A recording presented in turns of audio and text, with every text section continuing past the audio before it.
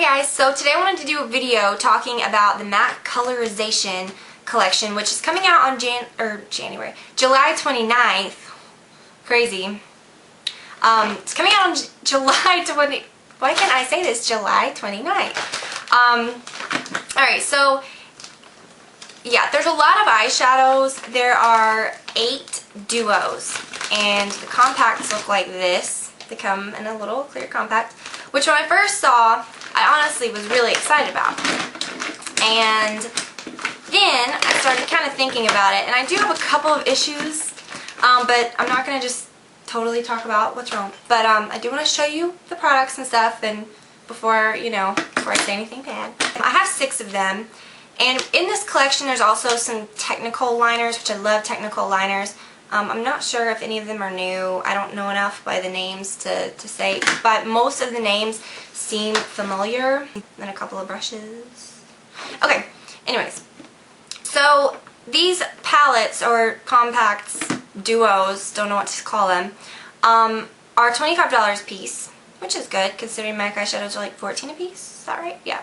So the first one is Double Feature 1, which looks like these. Really pretty. It's a really nice like yellowy gold and a nice pretty purple with kind of a sheen to it. I'm going to go through these kind of quick, and then I'm going to go back and talk about them.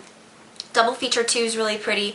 It is it's 2 really nice greens, a really nice like very bright lime green, and like kind of a foresty like mossy dark, actually it's like a dark bluish gray green.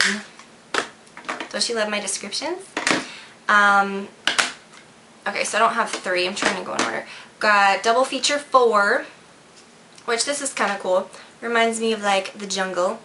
Kind of a, this is kind of like a caramelly, yellowy brown tan, and a nice like, teal, darker teal green. Double Feature 5. Yeah, really pretty. This color, which is basically Club, if you've ever seen that, that's not what it's called. It's not called anything. We'll talk in a minute about that. Then you've got like a really nice pink. I really like this one. What's funny is when I first opened these, I looked at them and thought, oh my gosh, this looks just like Club, this looks just like this, like that. But then when I actually took out Club and compared them, they are absolutely nothing like each other. I'm going to swatch these on my blog, so don't worry. What might be similar to me may not be very similar to you. And then 6 and 8. I don't have 3 or 7, I guess. This is Double Feature 6. Kind of like a grayish, like cream color, and like kind of like a dirty gold. I should be reading the descriptions off of this, but that's just not how I do it. I'm just gonna go off my weird self-descriptions. And the Double Feature 8, I really like this. It's a really nice kind of coral with a sheen to it. Matches my top. And I really like this color. It's like a bluish, it's like a bluish purple. It's a little awkward because they are magnetized, so that's kind of nice. The palette itself, or the container, feels a little flimsy and cheap, but that's okay. I'm not really picky about that. But yeah, it's a magnet. Bad thing is that when they're all stacked up, they stick together. Like when I went to pull this one off, they stick together, but this one stuck to it. I think it was like when this one wasn't on something. You see how they stick together? And I flung one in the floor like that. So that's kind of weird. But my main complaint is that the colors are not called anything. If I recall, like it's literally, this is Double Feature 5. It doesn't have names for these. Even as far as I can recall, matte quads that are special edition, like the long ones or the square ones, even some of the older trios, they have actual names for each of the shade, even though the whole palette might be called something. Like this palette's called Double Feature 5. It would have the name of both eyeshadows. My whole thing is, I just wish they actually had names. Even if there were re-promoted colors in these, I just wish that they had names. Maybe they are all a little different, but it just freaks me out. It messes with my mind. Swatching on camera just is not good.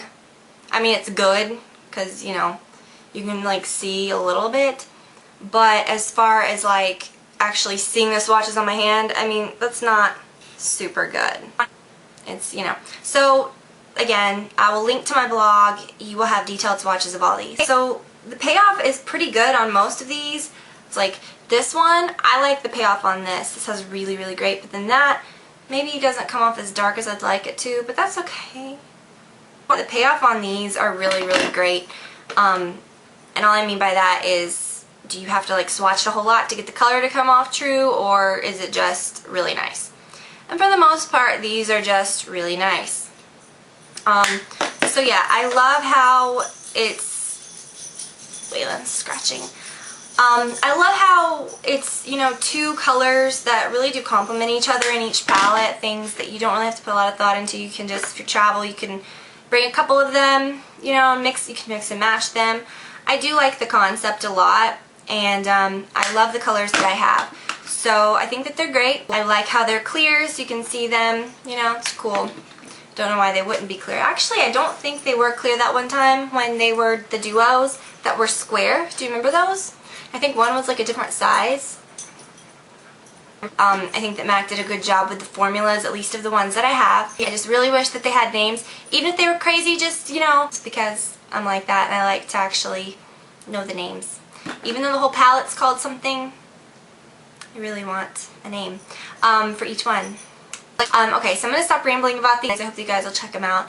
And I'm sure I'll do some looks with them in the future. And yeah, I will talk to you all very soon. Bye.